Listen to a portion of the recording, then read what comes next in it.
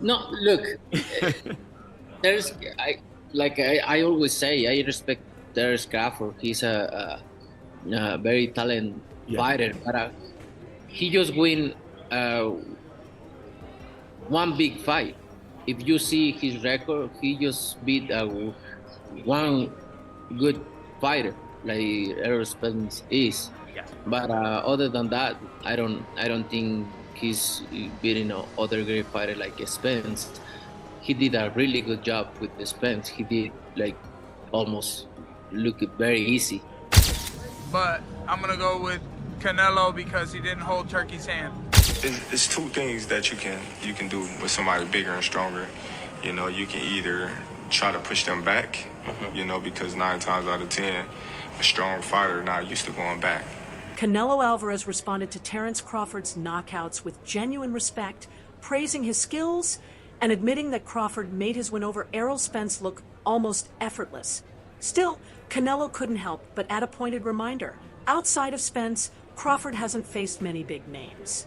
To him, that leaves questions hanging over Crawford's resume. But Canelo kept it simple when looking ahead.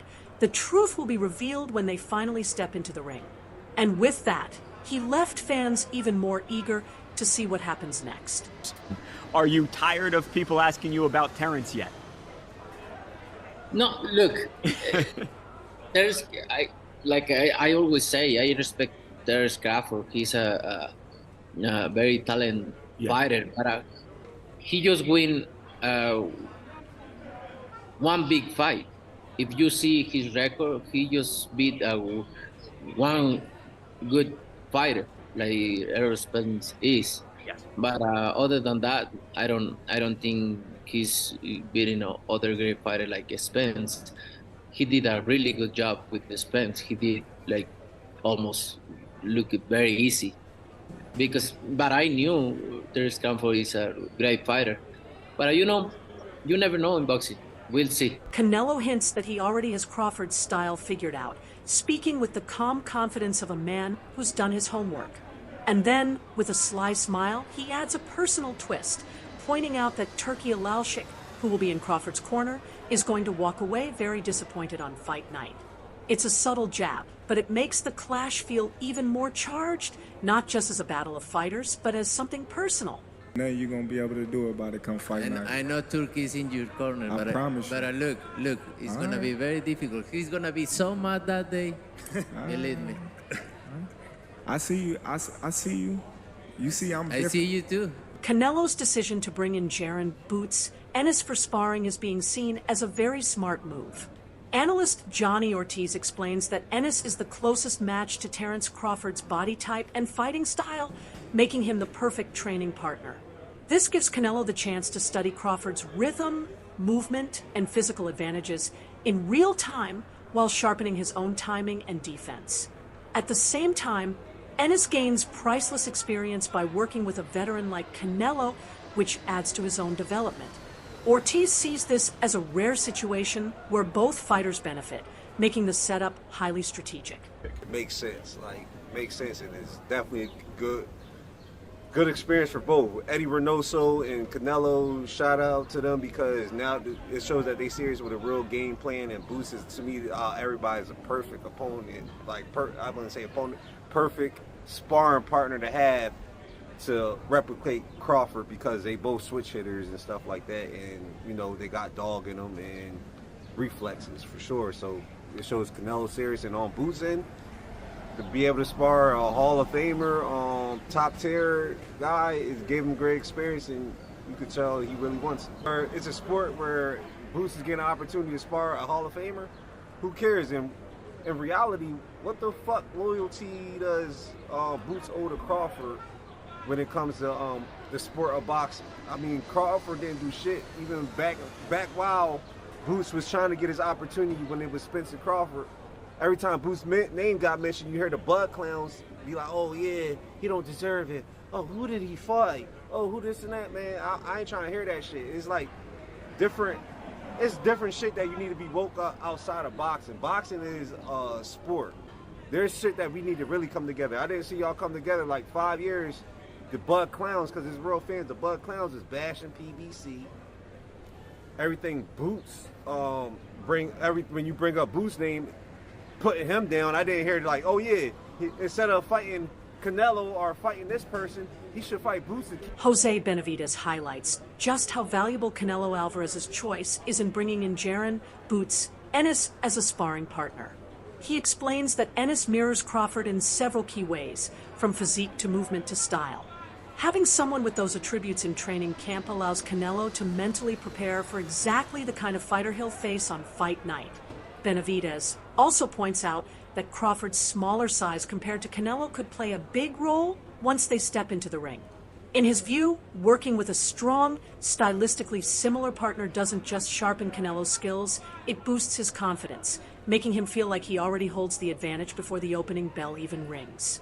To give Canelo maybe a little bit more confidence that he is sparring somebody really good, and is a really good fighter, and I think that would be a good motivation, for Canelo Alvarez.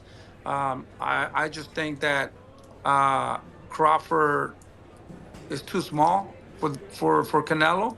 I think Canelo's too big for Crawford, but in my opinion, I think if Crawford could maybe just tap, hook, get out, maybe once in a while throw a straight punch and just win by points and use his legs, I think I see him winning by decision. But if he tries to exchange with Canelo Alvarez, I think he's going to make a mistake and he's going to get hit with one shot and maybe he can get hurt and that would change the whole fight, But I think he's faster. Crawford is faster and a straight punch, get out, Don't stay there to throw or try to trade with Canelo Alvarez. Okay. Fair to say. Fair to say. Now, do you feel like when it comes down to the demeanor of making that decision of bringing it in, does it show that he's taking this camp perhaps a little bit more serious than others? I mean, what do you think about just the move per se? It's very difficult to say. He's never brought anybody really good to his camp until this time.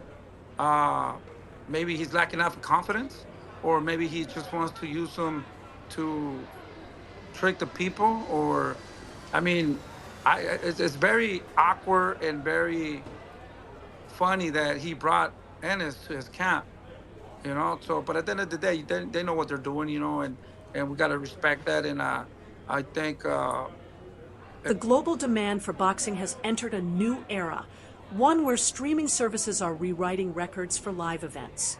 When Netflix streamed Jake Paul versus Mike Tyson, it drew an astonishing 65 million viewers, the largest audience ever for a fight. That night proved the appetite for combat sports is far greater than anyone imagined. Now, the upcoming clash between Canelo Alvarez and Terence Crawford carries the weight of possibly surpassing even that number. This isn't just about two fighters meeting in the ring. It's about history unfolding on a worldwide stage. Across continents, fans are waiting to see if this showdown can create even more energy, excitement, and engagement than the Jake versus Mike spectacle. Like Jake Paul, Mike Tyson, which was obviously on Netflix as well, the biggest concurrent view was, I think, 65 million. So at one stage of a time, 65 million people were watching that fight, which is crazy, hence why it broke Netflix servers. I do wonder what this does. I think it does around 10 to 15, which is still an incredible number. The problem with these two, and I was saying this morning actually to Gareth A. Davis, there's no antagonizer here, is there? No one is willing to play the role of the bad guy, the heel, the bully. And you almost need that a little bit. Jake Paul was actually quite smart in the way in which he promoted the Tyson fight. Obviously, look, it's Mike Tyson. But it was promoted so well where Jake was willing to be the guy that, I'm going to fuck up the greatest fighter of all time. He was willing to kind of say all those things and play that role. So people almost tuned in to see him get chinned as well. Neither of these guys are playing that role.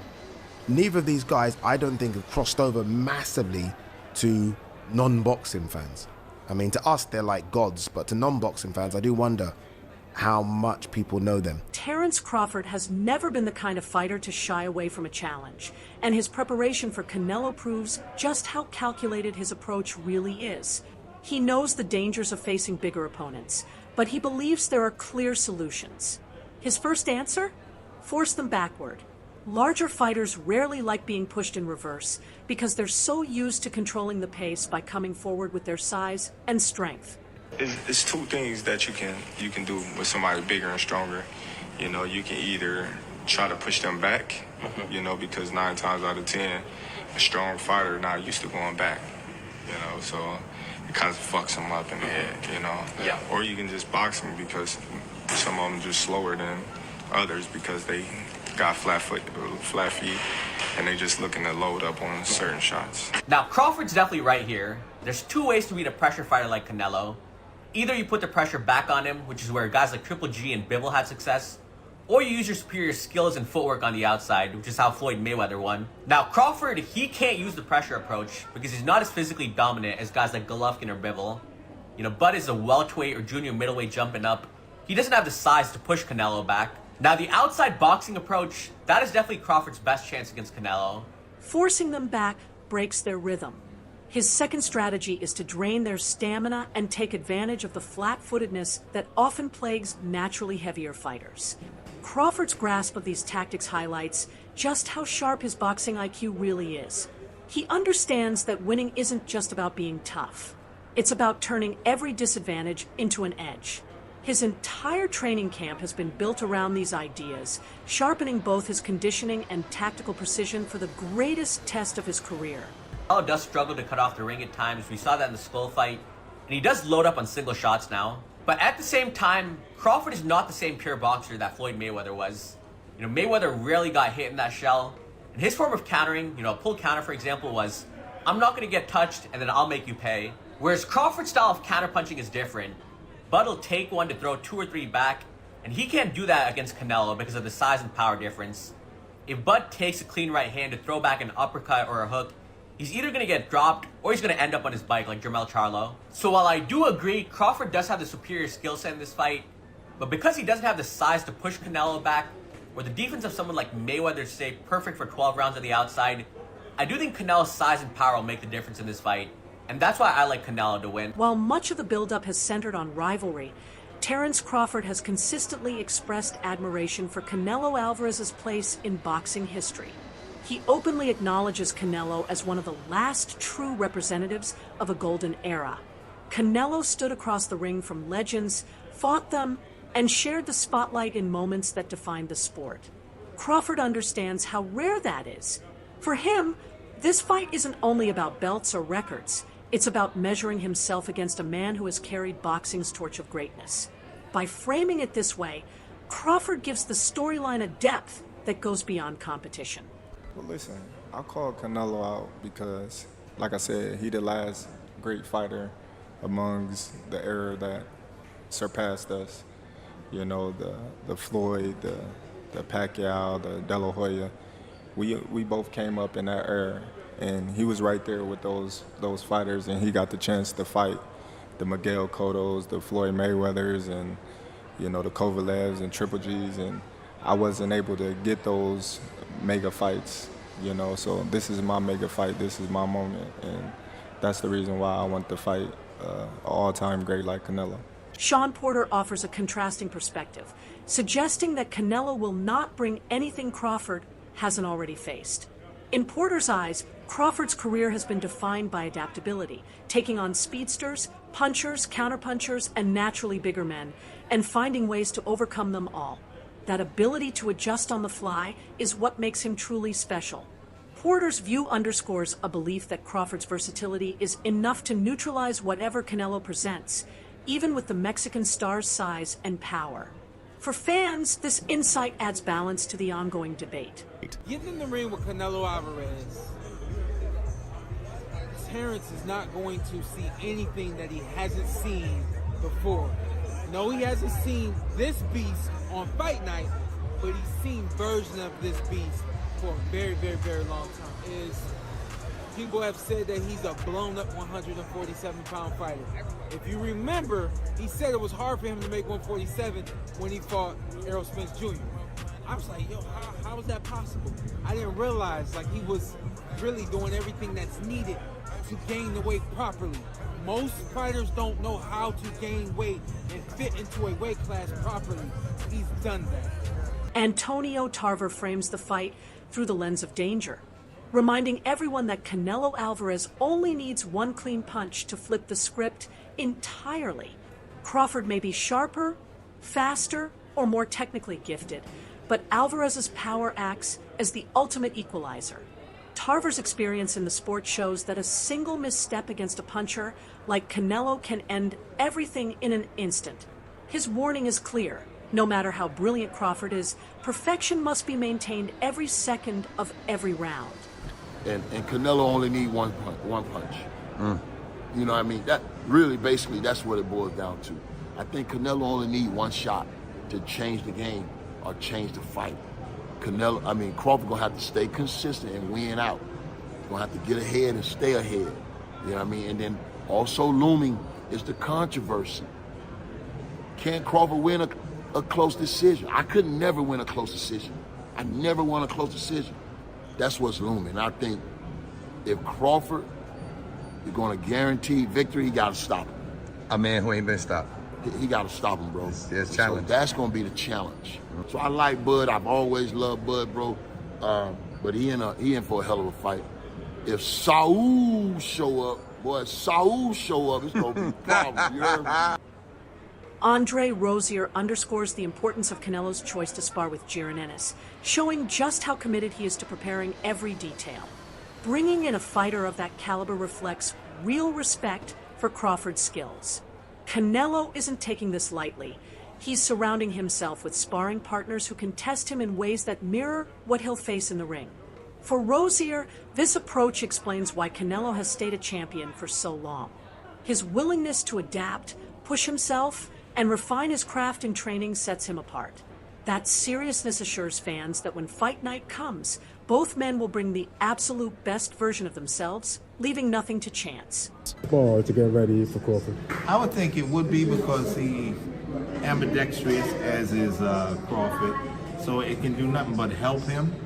And he has Hernandez also helping, another fighter who is ambidextrous, so it helps. And we just want to see him do what he has to do, because this is a great fight. Who were you initially taking? Is it Crawford, or who were you initially taking? No, I think I'm always under the direction of the bigger, better man. And Canelo's the bigger guy in this fight. And Crawford is my guy. He's just 2 weight classes and everything else. It's going to be tough. But if anybody can bring some energy to this, it'll be Crawford. Does Canelo bringing Boots into camp, does that lower Crawford's chances to you? It doesn't help. I'll tell you that much. It's a very, very astute move to bring someone who switches from lefty to righty. Big, strong young man, very fast, capable punching power. It's going to be a help. It'll be a help for him. Mike Perry admires Terence Crawford's skill, but when it comes down to it, he leans toward Canelo, pointing to the sheer, unstoppable force of Mexican power. His words capture more than ability. They speak to the pride and identity Canelo carries into the ring, the weight of a nation behind every punch. Perry also nods to the lighter side of the fight's build-up, like Crawford's playful interactions with Turki Aliali, a small moment that adds character and humor to the story. It's these details, big and small, that weave together the narrative fans are watching unfold. I'm going with the Mexican power.